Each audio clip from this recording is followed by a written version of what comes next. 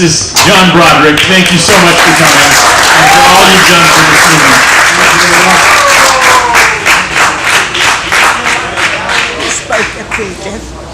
Thank you very much for the invitation. Governor Gilmore and I share something in common. We both went to law school at the University of Virginia. I've had occasion to talk to him previously, and he's an engaged and interesting and sincere person. But let me tell you why I'm here today. I'm here today because the United States has a serious problem,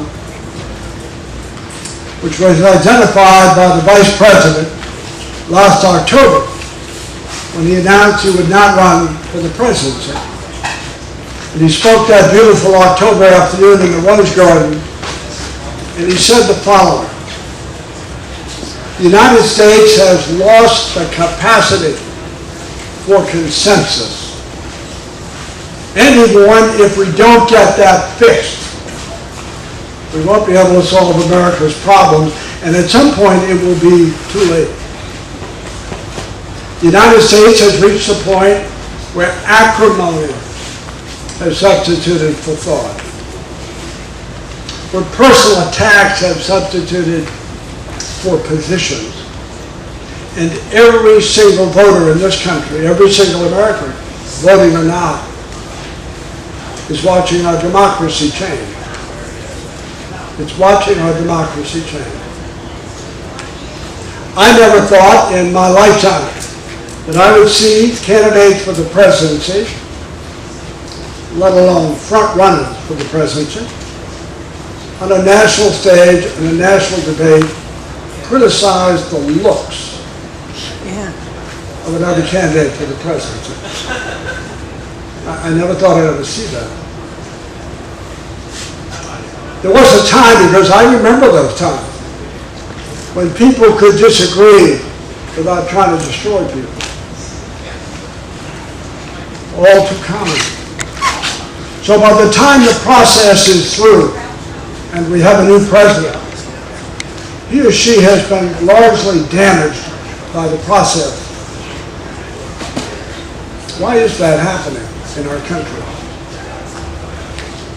I don't think people are much different than they once were, but I think politics is very different than it once was.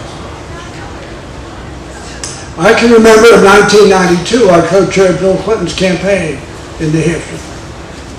And one day I had the privilege of giving him an envelope from someone I knew. And the envelope contained a check for $1,000. And he was so touched by it, he wanted the number of the person, and he called them up to thank them. When did that happen after 1992? Our country has been divided in a way that's destructive.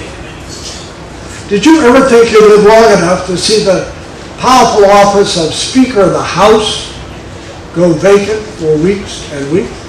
Nobody wanted the job. How was it that Bill Clinton and Newt Gingrich reached compromise? How was it that Ronald Reagan and Tip O'Neill found common ground? One of the things that's changed is how we finance the process.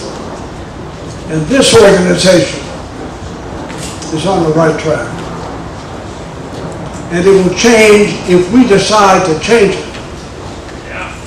But if you're waiting for someone else to change it, don't waste your time. The New York Times reported in October of this year that as of that date, if you added up all the money, super PAC money, dirty money, direct contribution money, to all the candidates in both parties, 158 families, 158 families have provided half of all that money. Lawrence Lessig, who started this movement, was right.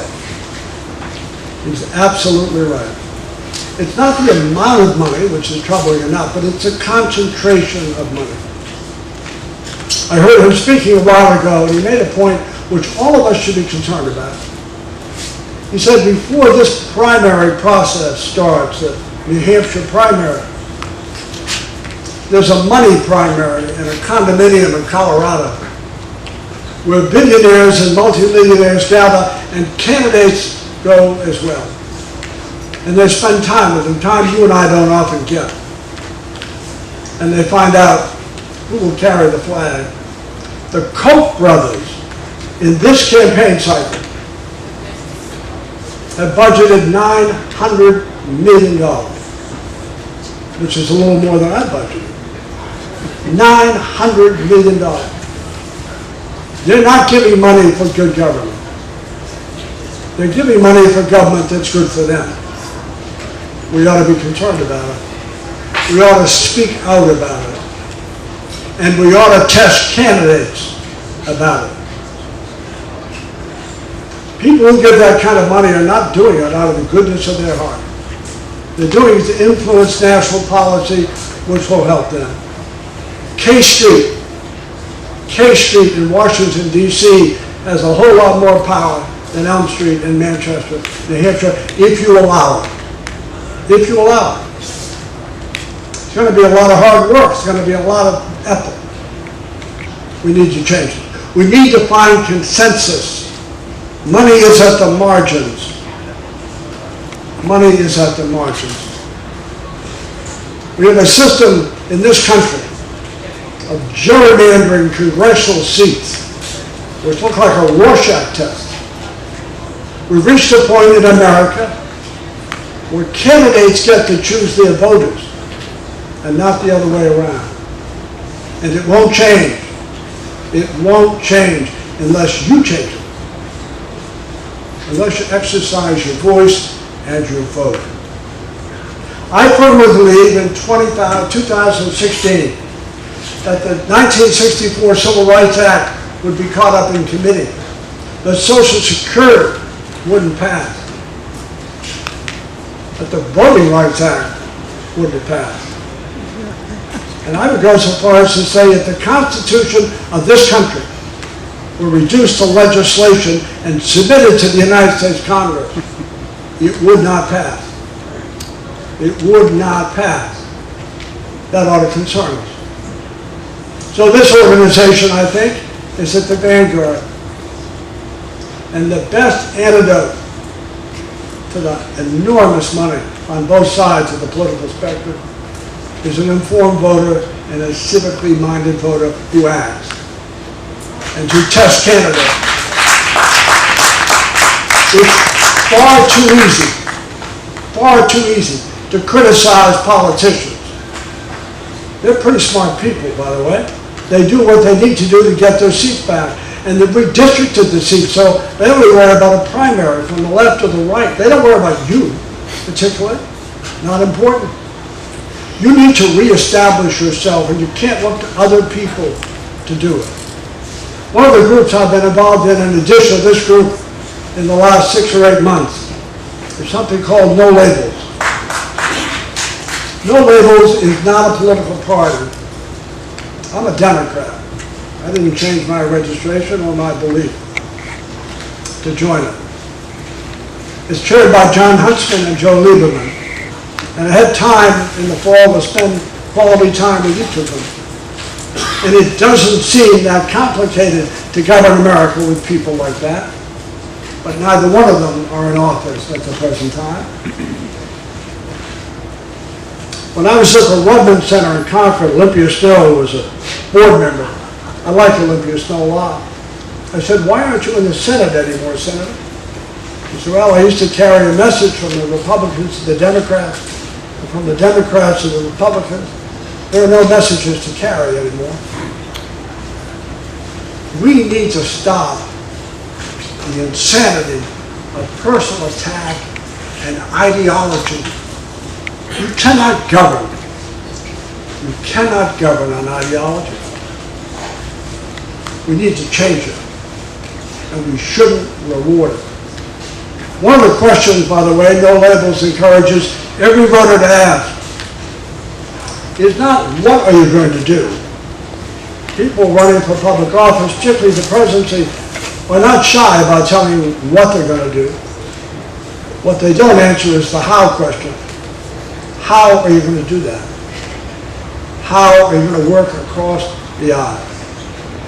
There was a time in national politics, because I remember it, as you do, where elections had consequences. Now they're like an inconvenient truth. They last 24 hours and the campaign starts again. No one will rescue the system unless people act, unless people stand up, unless people speak out, unless people hold candidates to account. And that's the mission of this organization, and it's the mission of No Labels. Because if we don't control the money, we won't control the debate, and you'll never control the people that are elected. And democracy will be a myth that you'll tell your grandchildren about. You can do something about it now, and I encourage you to act. Thank you very much.